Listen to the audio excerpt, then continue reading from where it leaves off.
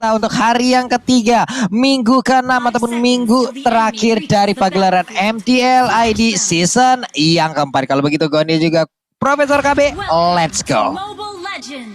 Let's go. Dan kita lihat dua tim sudah memasuki line of dawn. Kedua tim sudah memiliki komposisi yang cukup berbeda ya. Di sini kalau ngelihat dari komposisi RRQ dengan satu backline-nya 4 akan nyari nabrak nih. Sementara kalau misalkan dari Kings lebih kompleks, ada yang nabrak, ada yang tugas yang ngincer Yves, ada yang tugasnya kiting, ada yang tugasnya buka map dan juga poking. Jadi kita lihat aja mana nih eksekusinya yang akan berhasil tentunya di game pertama kali ini Pak Pulung. Yap, sementara itu coba lihat di bagian tengah, K-Dot udah berhasil untuk mendapatkan satu Little Wanderernya. Di ujung sana terlihat Jauhead terus mengawal ataupun mengawasi bagaimana pergerakan dari Sansin agar tidak diras, karena sekarang coba lihat dari Kings dengan dua hero di awalnya. Ini mungkin bisa aja masuk dan juga menabrak bagaimana pertahanan yang dimiliki oleh RR Kisena. Tapi di bagian tengah coba lihat ada Cry dan juga Bubu. Mereka selalu bersama-sama memberikan gangguan, memberikan distraction terhadap Yves-nya yang mungkin lama-kelamaan agak terdorong sedikit demi sedikit Goni.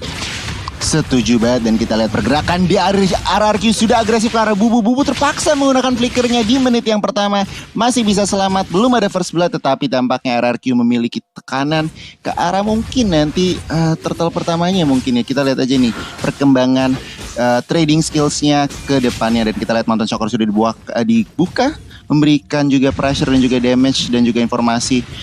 Dan kita lihat Yi Sun-shin sudah invasi ke arah jungles dari Kings di sini Pak Pulung.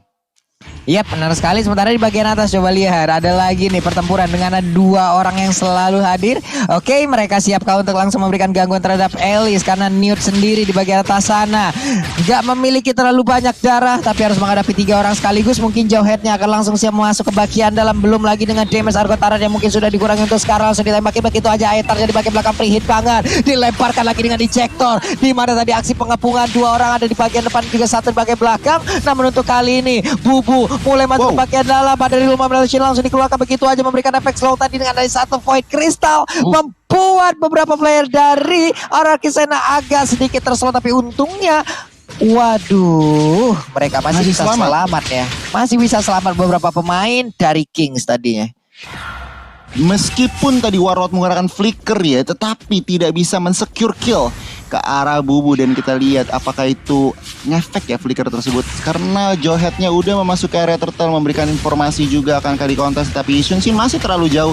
Tampaknya turtle yang pertama akan sangat nyaman diamankan oleh teman-teman dari Kings Esports di sini Pak Pulung. Yap, sebenarnya di bagian tengah juga mereka masih antar dengan 2 hero-nya, ada Yves dan juga Jauhead. 3 hero dari Kings ada di bagian bawah, mulai memberikan garukan-garukan lagi terhadap apapun farmingan yang ada di dalam jungle tersebut. Selo mencoba untuk langsung masuk ke bagian depan, membuat sebuah perimeter, membuat sebuah serangan agar mereka bisa mendorong mundur bagaimana pertahanan dimiliki oleh RR Kisena. Sementara Selo kali ini langsung aja mendapatkan serangan yang begitu menyakitkan, di mana udah ada Lasada yang tidak di bagian belakang langsung diledakkan begitu aja. Kelar sudah pergerakan dari Selo Goni. Komitmen yang dilakukan oleh Violence sangat-sangat tidak merugikan dari Unstoppable Force, bahkan ejectornya membuahkan hasil. Tetapi tampaknya RRQ masih mau lebih. Bubu di sini ditargetkan, flickernya ejectornya tidak connect, tetapi di bagian lain Taka dengan Falling Storm-nya connect, ngincer ke arah Bubu, tetapi backupan dari K-Dot dan juga Crit berhasil mentumbangkan seorang Taka di sini Pak Pulung. Yap. Namun dengan adanya beberapa player dimiliki oleh RRQ Sena juga, mereka masih bisa memutari lagi, mereka masih bisa bergerak mundur lagi, mereka masih bisa setup ulang lagi. Cuman untuk Kings lama-kelamaan durability mereka pasti akan jauh lebih besar lagi, walaupun udah ada high ground yang dimiliki oleh RRQ Sena. Cuman seperti apa lagi nanti serangan yang akan mereka berikan, kita lihat aja bersama-sama nih Prof. Ya, untuk sekarang di 4 menit awal, apalagi yang tadi udah kita bahas bahwa gold laner dari Kings ini gampang banget buat dirusuhin. Elise butuh scaling up, makanya tadi terjadi first bloodnya di bagian top lane. Sementara itu di sisi lain yang harus lebih perhatikan bagi teman-teman RR Kisena adalah K-Dotnya. K-Dot jangan sampai snowball, karena kalau dapetin itemization nanti dia bakal unggul dan dia bisa memporak-porandakan front laner RR Kisena yang terlalu squishy. Di sini ada Violence sama Taka. Ini gampang banget untuk dirontokin dengan kehadiran dari Roger, Pak Bro. Yap, itu dia. Dua orang langsung mencoba untuk masuk nih dan juga menabrak Elis. Menit-menit di mana ini akan menjadi keuntungan untuk mereka agar masih bisa mendapatkan langsung ke arah Elisnya. Tapi kita nggak tahu apa yang terjadi nanti untuk di late game. Karena sekarang lagi dan lagi 3 orang berusaha untuk bisa mendapatkan Newt.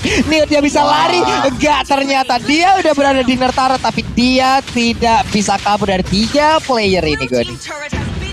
Wah, 1 kill dan juga turret sudah diamankan RRQ, tetapi Kings mendapatkan suatu kompensasi dalam turret dan juga purple buff milik RRQ Aether di sini. Dan kita lihat kedua tim kembali menurunkan temponya mencari objektif yang harus jelas lagi. Mungkin 20 detik ke depan akan ada team fight, tetapi tampaknya di sini Taka menjadi target. Taka menggunakan Purify-nya untuk kabur dari situasi tersebut, masih bisa selamat Pak Pulung. Yap, benar sekali. Sementara itu di bagian bawah, coba lihat Selonya bisa mempertahankan apa yang saya langsung diaktifkan begitu. Malah berbalik keadaan. Di mana ada Yipnya yang harus menjadi korban. Bahkan untuk kali ini Cowheadnya mungkin aja bisa meregang nyawa. Andai tidak ada Xbox yang membantu pergerakan dari rekan jadi juga nih. Namun untuk kali ini coba lihat aja, Rogernya mencoba untuk mengejar begitu bernafsu di bagian dalam open fire, langsung ditembakkan begitu aja. Berhasil mendapatkan 1 player up, dia malah terkepung dengan ada 2 player, berubah lagi menjadi mode Wolf-nya. Dikeroyok oleh 3 orang sekaligus memberikan garukan karena sekarang rekannya udah mulai hadir juga. Dengan Rafaela dan juga Selena, bisakah mereka membantu? Tapi untuk Rogernya gak kuat lagi. Bahkan bubuannya menyisakan sedikit darah dan selamat sudah mereka berdua. Tapi tidak dengan Rogernya, Goni. Cukup rugi karena K-Dot harus ter-takedown, tetapi tampaknya di sini Kings mereka hanya ketinggalan 1000 gold. Jadi mungkin tentunya masih ada memiliki kesempatan untuk mengembalikan pertandingan. Dan kita lihat di sini Yami dan juga Balance akan bergerak langsung Sable Force connect ke arah Selo, tetapi Jack ke arah Crit. Yami dengan Last Insanity-nya akan secure kill ke arah Tamus dan Crit terpaksa memukul mundur pressure yang diberikan Pak Pulung. Yap, itulah yang emang udah dilakukan juga oleh pemain-pemain dari kedua tim ini yang sangat-sangat mengerikan sekali, sangat-sangat baik bagaimana aksi cutting-cutting dan juga bait-nge-baitnya. Tapi Prof, begitu bernafsu tadi dengan apa yang dilakukan oleh Kings, apakah itu akan berimpact baik nantinya dengan tim tersebut? Sebenarnya aku bisa lihat tadi sebenarnya hampir tuh Yaminya di take down kalau open fire-nya connect ya. Karena untungnya nggak connect tuh dari K-Dot. Kalau connect itu bakal jadi ancaman karena bisa di sana tiba-tiba dapetin 2 gitu loh. Sementara di sisi lain untuk sekarang nih, apakah bernafsu bagus? Karena sebenarnya menurut aku Kings lagi under. Tapi dia harus ngambil resiko. Jadi high risk tanpa peluang. Dan tidak ada lagi waktu untuk mengejar hal tersebut kalau bukan sekarang. Oke. Dan turtle-nya pun kali ini akan menjadi milik lagi dari RRQ Sena. Coba lihat dari sisi networknya konsisten dari tadi berada di angka segitu. Mereka masih bisa mempertahankan. Lalu Yami udah memiliki 1 immortal, akan lebih pede lagi untuk bisa memulai dan juga masuk ke dalam area pertahanan yang dimiliki oleh Kings. Coba lihat di bagian atas ada Warlock yang mulai hadir. Di bagian bawah udah ada Cowheadnya berhasil melempar langsung ke arah Rogernya. Dikurung dengan ada 1 real one flash, langsung dibakar dengan Last Insanity. Ini akan menjadi sebuah kerugian lagi untuk Kings, di mana mereka mulai tertangkap satu persatu. Yaminya mengejar ke bagian depan, Flying Blood yang mengikuti di bagian belakang dan juga akan menabrak. Tapi untungnya masih bisa dielak. Tapi di bagian tengah malah keuntungan yang didapatkan oleh RRQ Sena, Goni. Wah, ruang gerak di bagian mid benar-benar bebas untuk RRQ dan bahkan mereka langsung komit untuk men-takedown inner turret bagian mid dan bahkan mereka tampaknya berhasil di sini Pak Pulung, tetapi tampaknya belum. Taka di sini menjadi target dari Kings, langsung di takedown seorang Nu, tetapi lagi dan lagi RRQ berhasil mensecure purple buff dari Kings Esports. Untuk saat ini RRQ masih mengontrol pertandingan dengan 4.000 net worth yang mereka kantongi. Dan kalau ngintip dari itemnya, Prof, apa yang Prof signifikannya nih? Tetapi tetap tunggu dulu. Selo menjadi target lagi dan lagi. Sable Force dibuka dan bahkan ejectornya langsung connect. Selo dengan Vengeance-nya tidak bisa berbuat banyak, langsung di take down begitu saja. Prof ngintip item apa nih yang bisa dilihat? Ini sebenarnya yang kayak tadi aku bilang bahwa Aether punya 2 pilihan. Kalau dia mau go dengan Endless Battle terlebih dahulu setelah War X, dia bakal punya durability. Tapi untuk sekarang dia Blade of Despair. Jadi dia bakal punya damage banget. Dan sementara itu Selonya belum mampu untuk membendung damage. Dia baru punya Dominance Ice. Dan itu efeknya buat Taka sama Yami. Jadi bukan untuk ke arah Aethernya. Karena mau gak mau Selo either way itu dia butuh banget yang namanya Blade Armor untuk sekarang. Karena Aethernya udah head banget, 8.000 bahkan gold yang dimiliki. Dan untuk K-Dot, dia ketinggalan 2.000, dia baru punya Windtalker. Dan dia masih butuh something yang bisa bikin dia snowball. Atau dia mendapatkan keuntungan tiba-tiba, entah itu 2 kill atau 3 kill. Tapi Kings-nya tidak mendapatkan red kill sama sekali. Sehingga Kings menang dari quantity atau jumlah angka hero yang hadir di Land of Dawn-nya Pak Polo. Yap. Masih aja mereka tetap dengan setup yang udah dilakukan masing-masing. Coba lihat dan musuh untuk sekarang 4 player bahkan sampai dengan 5 player dari arah Kisena mereka udah berkumpul. Mereka udah siap untuk mengamankan dari lot tersebut. Dan juga untuk player dari arah dari Ki, apakah mereka bisa untuk masuk ke bagian dalam karena sedikit lagi. Tapi Lore udah berhasil menjadi milik dari arah Kisena. Selo dan juga rekan-rekan langsung mundur. Tertangkap basah sudah Selenanya. Berarti 4 player ini yang pastinya mungkin untuk respawnnya juga belum terlalu lama. Masih siap untuk bersama dengan Selena nantinya menghadang bagaimana pergerakan dari Lord-nya Goni.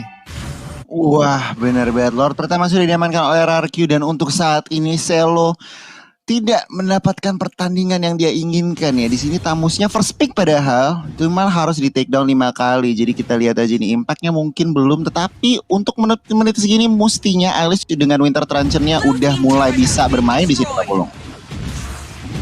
Yap, dan ini dia Lord-nya udah mulai masuk di bagian tengah. Ada satu blood oil langsung dikeluarkan. Mungkin dengan Lord yang belum mencapai di menit ke-12, belum terlalu kuat pertahanannya, masih bisa dihadang. Sementara itu pertarungannya akan kembali pecahkan karena sekarang Hero Manipulation langsung dibuka. Akankah ini menjadi pertanda untuk arah Kisena mau masuk ke dalam area pertahanan yang dimiliki oleh Kings? Tapi mereka baru berhasil mendapatkan satu inverted turret dan juga mereka mundur kembali nih Goni. Wah, cukup disiplin dari RRQ. Mereka dengan Lord pertamanya pushnya berhasil menumbangkan satu inhibitor dan tidak ada korban. Dan mereka langsung disiplin, langsung clear jungle dari Kings lagi. Berarti Kings benar-benar susah ruang gerak untuk farmingnya di sini Pak Bolong. Yap. Ini ada 3 orang di bagian atas, 4 bahkan. Taka seorang diri hanya melihat dari kejauhan, dia langsung kabur dari rerumputan itu karena udah nggak kondusif lagi keadaan. Kalau sampai dia tertangkap tadi, walaupun nggak ada stun yang bisa diberikan juga oleh Rogernya, tapi kita nggak tahu apa yang bisa dilakukan oleh rekan-rekannya dengan serangan mendadak ya. Tapi itemnya Prof, menit ke-11 nih. Ini sih tinggal nungguin aja gimana momentum dari RRQ Sena ya, karena dia udah punya Demon Hunter Sword sebagai eksekutor, Warlord juga udah punya Oracle.